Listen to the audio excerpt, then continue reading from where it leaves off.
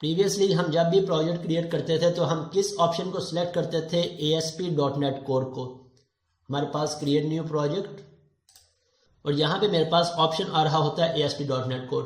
लेकिन अब जब हम मल्टी टायर आर्किटेक्चर पे वर्किंग करेंगे, हमने इसे सिलेक्ट नहीं करना, हमने यहाँ से सर्च कर लेना है एम्प्टी सोल्यूशन को, एम्प्टी सोल्यूशन, और यहाँ से मैं ब्लैंक सोल्यूशन को सिलेक्ट कर लेता हूँ। नेक्स्ट, जहाँ पे हम क्रिएट करना चाहते हैं मैं यहाँ से अपनी लोकेशन सर्च कर लेता हूँ। मेरे पास लोकेशन है इसकी, ओके, मैं यहाँ से फोल्डर सेलेक्ट करके और यहाँ से इसका नेम रख लेता हूँ मल्टी लेयर प्रोजेक्ट और क्रिएट पे क्लिक कर दिया। तो अब मेरे लिए सिर्फ एक ब्लैंक सॉल्यूशन क्रिएट हो जाएगा जिसमें कोई भी प्रोजेक्ट ऐड नहीं है। अब नेक्स्ट स्टेप हमारा क्या है कि हमने इसमें मल्टीपल सभी के सभी लेयर्स को ऐड कर देना है। हमारी कितनी लेयर्स हैं यहाँ पे?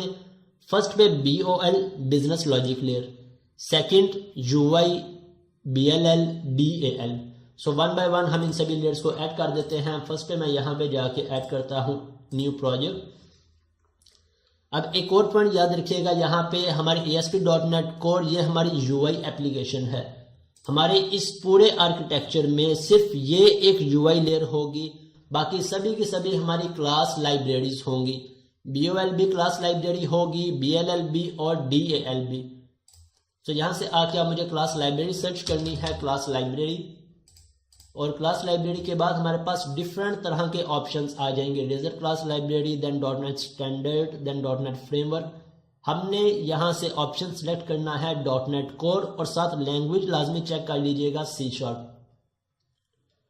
हो सकता है आपके पास इस तरह से ऑप्शन ना आ रहा हो, आपके पास .NET फ्रेमवर्क का ऑप्शन आ रहा हो, तो आपने सर्च कर लेना है C# और शायद यहाँ पे .NET कोर की डिस्क्रिप्शन आपने रीड कर लेनी है किसमें .NET कोर फ्रेमवर्क टारगेट है या नहीं। सो आपने इस ऑप्शन को सिलेक्ट करना है। इसके बाद नेक्स्ट, अब इसका हम नेम रख लेते हैं business object layer.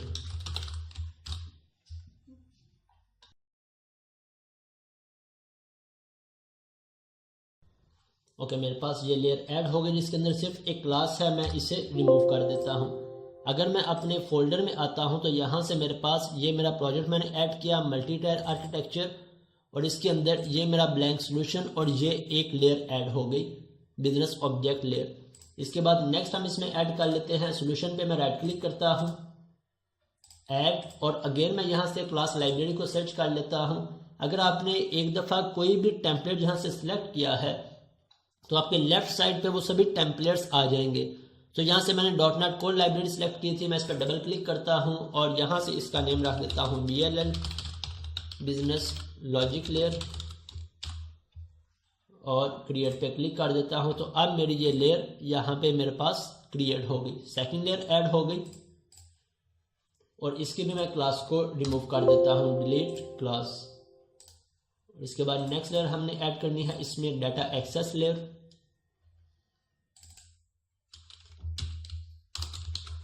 DAL data access layer. मैं इनकी एब्रीवेशन इसलिए यहाँ पे लिख रहा हूँ ताकि आपको ये याद रह जाए कि DAL का क्या पर्पस है, BLL का क्या मीनिंग है, क्या इसकी एब्रीवेशन है, और BOL की क्या एब्रीवेशन है।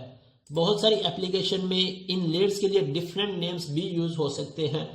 सो अगर आपके कॉन्सेप्ट्स क्लियर हैं तो आपको ये पॉइंट्स कभी भी डिस्टर्ब नहीं करेंगे। फॉर एग्जांपल लॉजिक्स के लिए बहुत ज़्यादा हम यूज़ करते हैं सर्विसेज का नेम, कि ये हमारी सर्विसेज की लेयर है। इसी तरह ऑब्जेक्ट्स के लिए हम डोमेन मॉडल्स का लफ्ज़ यूज़ करते हैं। कॉन्सेप्ट सेम है, सिर्फ नेम चेंज है। सो आपको ये चीज़ें डिस्टर्ब नहीं करेंगी अगर आपके कॉन्सेप्ट्स क्लियर हैं।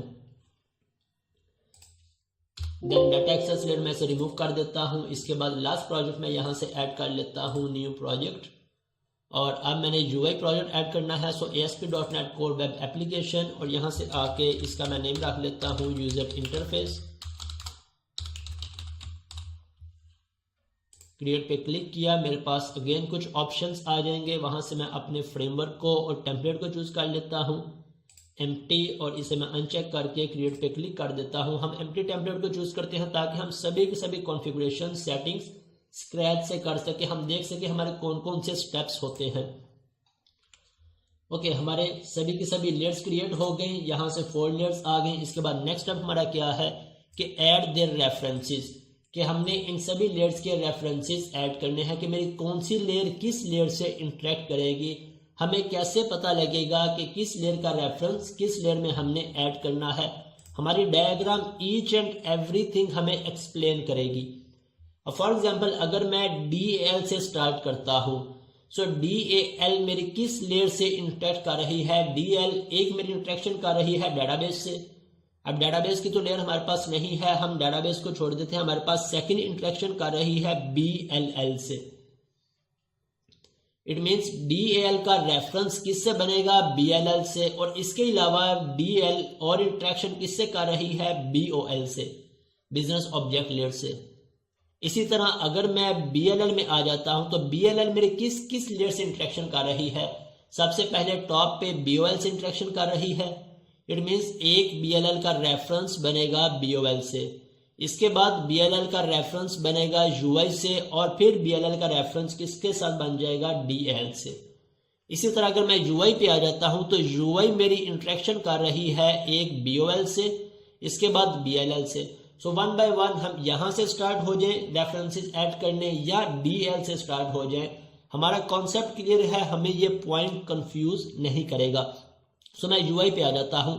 फर्स्ट UI का रेफरेंस किस किस के साथ ऐड करना है, BOL और BLL।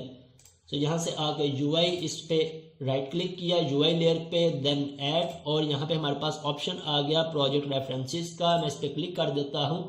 अब इसका रेफरेंस किस किस लेयर से ऐड करना है, BOL और BLL। सो यहाँ से इन दोनों लेयर्स को सिलेक्ट किया मैंने और ओके पे क्लिक कर दिया, तो इन दोनों प्रोजेक्ट्स का रेफरेंसेस ऐड हो जाएगा। अगर मैं इसे एक्सपेंड करता हूँ डिपेंडेंसीज को, तो यहाँ से हमारे पास 3 ऑप्शंस हैं, एनालाइजर, फ्रेमवर्क और प्रोजेक्ट्स। तो मैं प्रोजेक्ट्स को एक्सपेंड करता हूँ तो इन दोनों लेयर्स का रेफरेंस यहाँ पे मेरे पास आ चुका है। अब नेक्स्ट फर्दर BLL का। सो BLL का रेफरेंस सबसे पहले UI के साथ। सो मैं यहां से आ जाता हूं BLL, अगेन इस पर राइट क्लिक किया, ऐड प्रोजेक्ट रेफरेंस, और मैं इसका रेफरेंस ऐड करता हूं UI के साथ। ओके पे क्लिक किया, मेरे पास एक एरर आ गया कि reference could not be added, adding this project as a reference would cause a circular dependency. अब ये पॉइंट हमने समझना है कि हम BLL का UI से रेफरेंस क्रिएट कर रहे हैं तो हमारे पास एरर आ रहा है सर्कुलर डिपेंडेंसी का। क्यों? क्योंकि ऑलरेडी हम यहाँ पे UI और BLL का रेफरेंस ऐड कर चुके हैं। अब अगर मैं दोबारा से BLL, मैंने पहले रेफरेंस ऐड किया UI से BLL का, अब दोबारा BLL का UI से क्रिएट करूंगा तो मेरे पास सर्कुलर डिपेंडेंसी का एरर आ रहा है। इनका रेफरेंस ऑलरेडी ऐड है, दोबारा से ऐड नहीं हो सकता। सो हम इसे सिंपल ओके कर देते हैं और बाकी की लेयर्स का रेफरेंस ऐड कर देते हैं, एक BOL और फिर DAL। सो यहाँ से BOL बिजनेस ऑब्जेक्ट्स लेयर और डाटा एक्सेस लेयर, ओके पे क्लिक कर दिया, मेरे पास इन दोनों के रेफरेंसेस यहाँ से ऐड हो गए। अब लास्ट पे डाटा एक्सेस लेयर। अब इसका रेफरेंस मुझे किस किस के साथ ऐड करना है, एक BOL, और अब अगर अगेन मैं DAL और BLL का रेफरेंस ऐड करूंगा तो मेरे पास सर्कुलर डिपेंडेंसी का एरर आ जाएगा। सो मैं इसका रेफरेंस ऐड नहीं करता बल्कि डायरेक्ट यहाँ पे इसका रेफरेंस ऐड कर देता हूँ BOL बिजनेस ऑब्जेक्ट लेयर के साथ। ओके, सभी के रेफरेंसेस ऐड हो गए। एक दफ़ा सोल्यूशन पे राइट क्लिक किया, रीबिल्ड कर लेते हैं ताकि अगर कोई एरर हो तो हमें नज़र आ जाए, हम उसे फिक्स कर लें। अदरवाइज फिर हम इसे फर्दर कंटिन्यू करते हैं। ओके, मेरे पास कोई एरर नहीं है, बिल्ड ऑल सक्सीड आ गया। अब फर्दर आ जाते हैं। नेक्स्ट स्टेप हमारा क्या है, नेक्स्ट हमने मॉडल्स ऐड करने हैं BOL में। सो मैं BOL में आ जाता हूं। अब BOL हमारी रिप्रेजेंट कर रही है बिजनेस ऑब्जेक्ट्स को। हमारे जितने भी ऑब्जेक्ट्स होंगे, मींस डेटाबेस के जितने भी मॉडल्स होंगे, हम सिर्फ इस लेयर में ऐड करेंगे, ना कि किसी और लेयर में। सो मैं यहां से आके इसमें ऑब्जेक्ट ऐड कर लेता हूं, ऐड और क्लास। मैं सिंपल यहां से ऐड करता हूं कैटेगरी की क्लास को, कैटेगरीज, और कैटेगरीज के मैं 2 कॉलम्स ऐड कर लेता हूं, कैटेगरी ID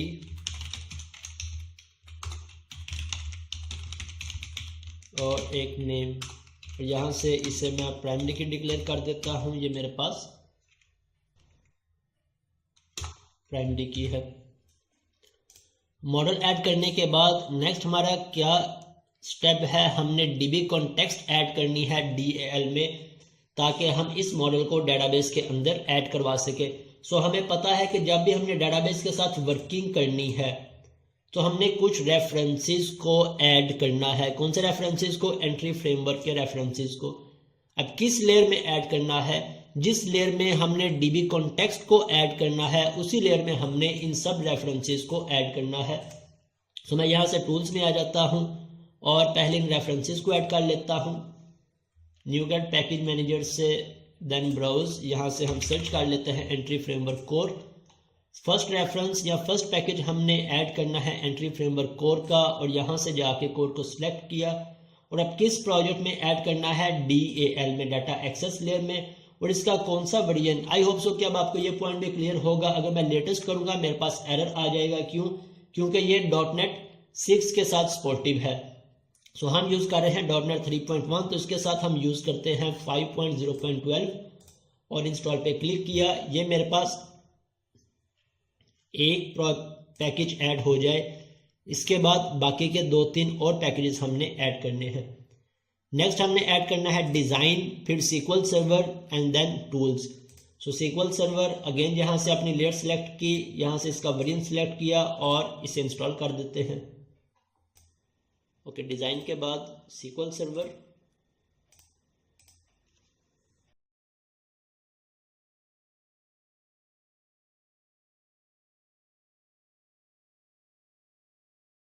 ओके मेरे सारे पैकेजेस ऐड हो गए। मैं यहाँ से इस लेयर को रीबिल्ड कर लेता हूँ एक दफ़ा। ओके, रीबिल्ड सक्सीड हो गया मेरे पास। अब मैं फर्दर इसमें क्या ऐड कर सकता हूँ? DB कॉन्टेक्स्ट को और अपनी कनेक्शन स्ट्रिंग को। सो इस पर राइट क्लिक किया, ऐड, और हम इसमें क्लास ऐड कर लेते हैं DB कॉन्टेक्स्ट की। हम कोई भी उसका नेम दे दें, कोई एक नेम स्टैंडर्ड के तौर पे हम रख लेंगे, लेकिन पोस्ट फिक्स DB कॉन्टेक्स्ट लाजमी होना चाहिए।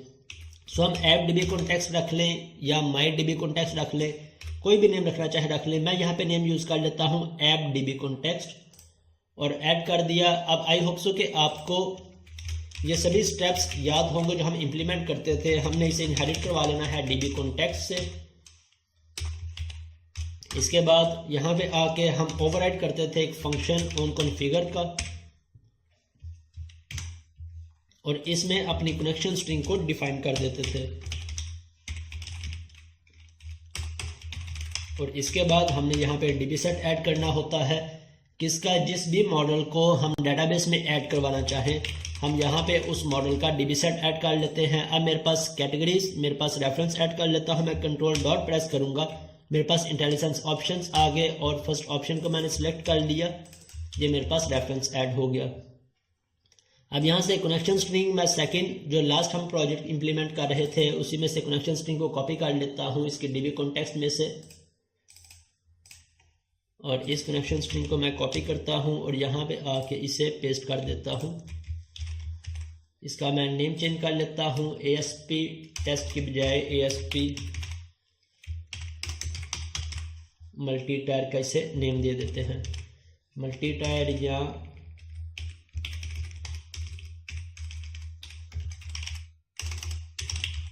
मल्टी टायर आर्किटेक्चर का। अब इसके बाद नेक्स्ट हमारा स्टेप क्या होता था कि हमने मॉडल ऐड किया, मॉडल ऐड करने के बाद DB कॉन्टेक्स्ट को ऐड किया, DB कॉन्टेक्स्ट के बाद DB सेट को रजिस्टर करवा लिया। नेक्स्ट हम इस पर माइग्रेशंस ऐड करते थे ताकि मेरी ये चेंजेस डेटाबेस में रिफ्लेक्ट हो सके। तो अब यहाँ से आके माइग्रेशन ऐड करते हैं।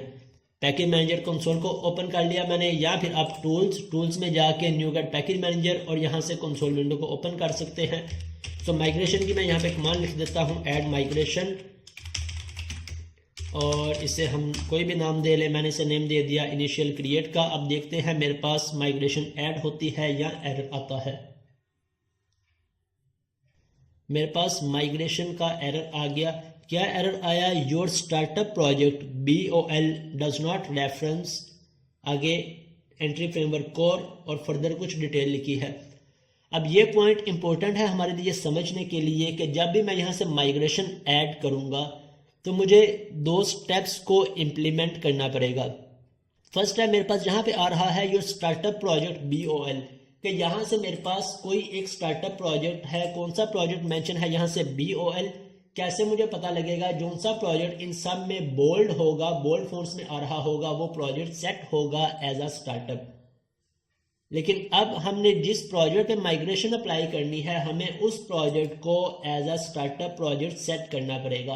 प्रोजेक्ट पे राइट क्लिक किया, then set as a startup project. अब मेरा DAL का प्रोजेक्ट बोल्ड हो गया, मीन्स ये मेरा स्टार्टअप प्रोजेक्ट है।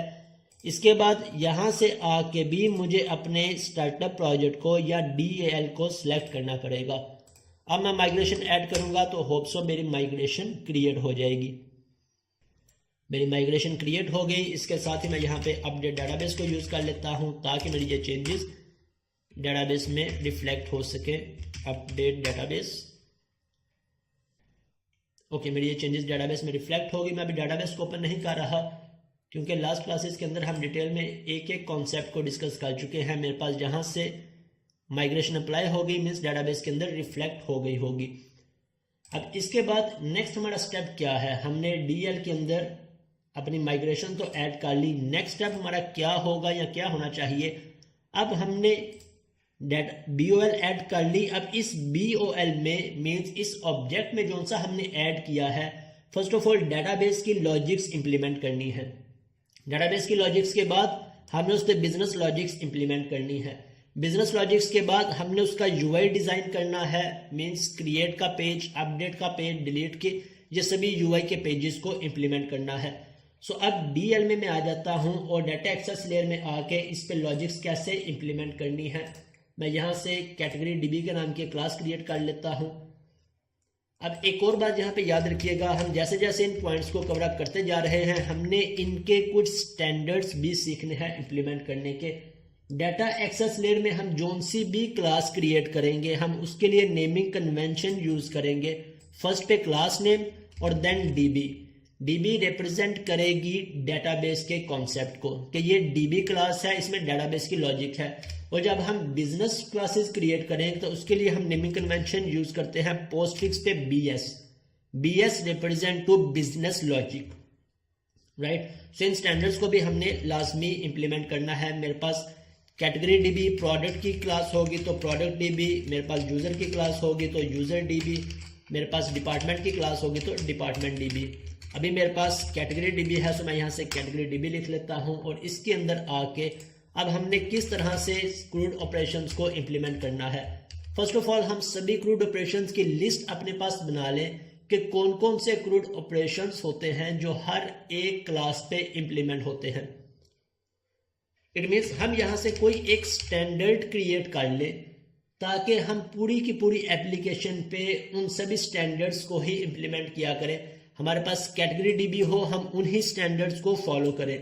प्रोडक्ट DB हो, हम उन्हीं स्टैंडर्ड्स को फॉलो करें। यूजर DB हो। अब इसका फायदा क्या होगा? एक, हमारी स्पीड इंक्रीज होगी काम करने की। अब एक ही स्टैंडर्ड को हम बार बार इंप्लीमेंट कर रहे होंगे तो हमारे काम की स्पीड, एफिशिएंसी काफी ज्यादा हो जाएगी, राइट। अब यहां से हम अपना कोई स्टैंडर्ड बना ले या हम कोई बनाया पैटर्न इंप्लीमेंट कर ले। अगर हमारे पास कोई ऐसे पैटर्न्स हैं डेटाबेस पे इंप्लीमेंट करने के तो हम उन पैटर्न्स को इंप्लीमेंट कर लें। अगर नहीं है, हम खुद से क्रिएट करना चाहते हैं तो हम खुद से क्रिएट कर लें। हमारे पास डेटाबेस के ऑपरेशंस को परफॉर्म करने के लिए हम पैटर्न यूज करते हैं रेपोजिटरी डिजाइन पैटर्न को। अब रेपोजिटरी से मुराद क्या होता है कि हमारे पास डेटाबेस पे जितने भी ऑपरेशंस परफॉर्म होने हैं हम उन सभी ऑपरेशंस की लिस्ट इंप्लीमेंट कर देते हैं। अब मेरे पास कैटेगरी में कौन कौन से ऑपरेशंस होंगे? एक, मेरे पास गेट ऑल का मैं फंक्शन क्रिएट करूंगा जो क्या रिटर्न करेगा, जब भी मुझे कैटेगरीज की लिस्ट चाहिए होगी मेरा ये फंक्शन मुझे रिटर्न करेगा। इसके अलावा सेकंड, गेट बाय ID, जब भी मुझे सिंगल ऑब्जेक्ट चाहिए होगा मैं यहां से ID पास करूंगा इस फंक्शन को और उस ID के अकॉर्डिंग मुझे वो कैटेगरी रिटर्न कर देगा। अब ये फंक्शन मेरा कैटेगरी में भी यूज होगा, ये फंक्शन मेरा प्रोडक्ट में भी यूज होगा, ये फंक्शन मेरा यूजर में भी यूज होता है, ये फंक्शन मेरा डिपार्टमेंट एम्प्लॉय, हर एक ऑब्जेक्ट में कॉमन फंक्शन है। सो इट मीन्स हम यहाँ पे रेपोजिटरी डिज़ाइन पैटर्न को इम्प्लीमेंट करने जा रहे हैं कि जितने भी स्टैंडर्ड फंक्शंस हैं हम उन सभी फंक्शंस को इम्प्लीमेंट कर लेंगे। इसके अलावा मेरे पास इंसर्ट का फंक्शन होता है हर एक प्रोजेक्ट में या हर एक मॉडल में, और यहाँ से इंसर्ट हमने क्या करवाना है, मैं यहाँ से मॉडल पास कर दूंगा, इसे कैटेगरी नहीं, मेरे पास कैटेगरीज होगा, कैटेगरीज कंट्रोल डॉट प्रेस किया, मेरे पास यूजिंग का ऑप्शन आ गया और ऑब्जेक्ट। तो इसके बाद मेरे पास एक अपडेट का फंक्शन भी होगा अपडेट करने के लिए। देन हमारे पास डिलीट का फंक्शन हम लिख लें या रिमूव का फंक्शन रख लें, डिलीट और इंटीजर आईडी। इट मीन्स ये हमारे स्टैंडर्ड फंक्शंस हो गए जो कि हमारे इस पैटर्न में इम्प्लीमेंट होते हैं। अब यहाँ से इन फंक्शंस की हम इम्प्लीमेंटेशन कर लेते हैं। किस तरह से इम्प्लीमेंट करेंगे, हमें पता है कि हमें इस लेयर पे हमने डेटाबेस की लॉजिक्स को इम्प्लीमेंट करना है, तो हमें सबसे पहले डीबी कॉन्टेक्स्ट का ऑब्जेक्ट क्रिएट करना पड़ेगा। तो यहाँ से आके मैं डीबी कॉन्टेक्स्ट का ऑब्जेक्ट क्रिएट कर लेता हूँ। क्या नाम है मेरे डीबी कॉन्टेक्स्ट का, ऐप डीबी कॉन्टेक्स्ट, और ये मैंने इसका ऑब्जेक्ट क्रिएट कर लिया। और इसके बाद इन सभी फंक्शंस को वन बाय वन करके इम्प्लीमेंट कर लेते हैं।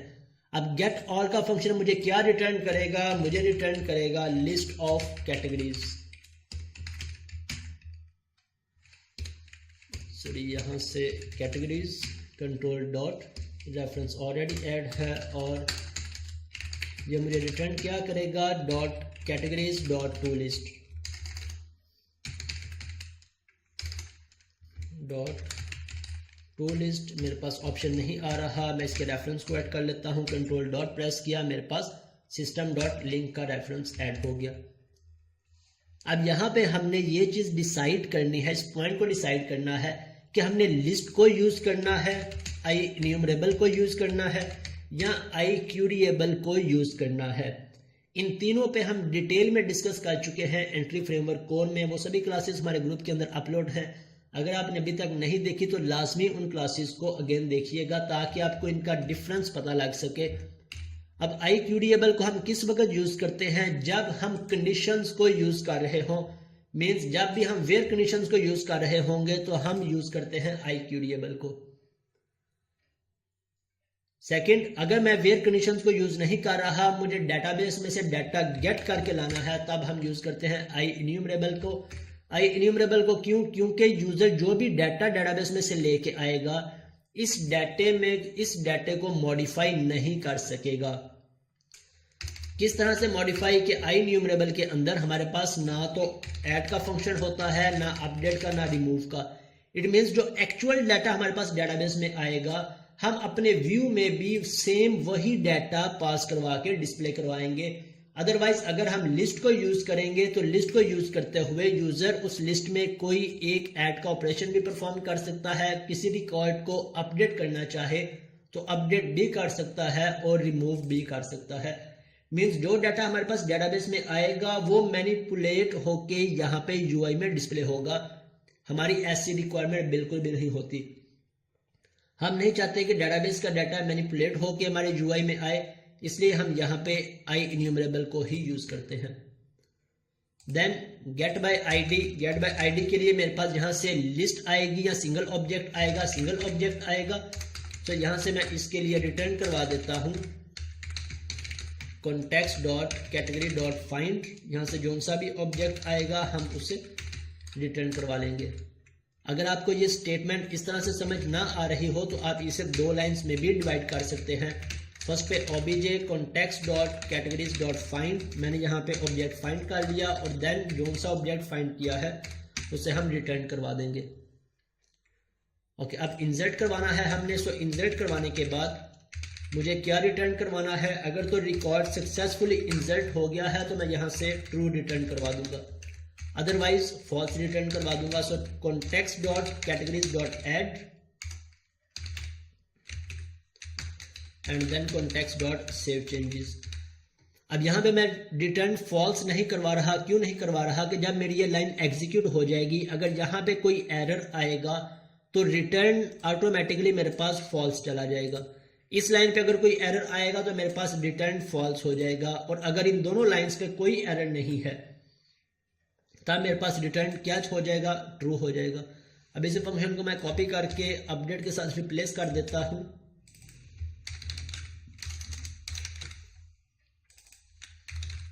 अपडेट, सो अपडेट की फंक्शनैलिटी हो गई। इसी तरह मैं यहाँ पे डिलीट को भी इम्प्लीमेंट कर लेता हूँ। where obj equal to context dot categories dot find, function find कर लिया। फाइंड करने के बाद हम इसे कैटेगरीज डॉट रिमूव और इस ऑब्जेक्ट को हम रिमूव करवा देते हैं। सो ये हमने इस पे एक स्टैंडर्ड वे के अंदर इंक्लूड ऑपरेशंस को इम्प्लीमेंट कर लिया। अब इस स्टैंडर्ड वे को हम क्या नेम देते हैं, रिपोजिटरी डिजाइन पैटर्न।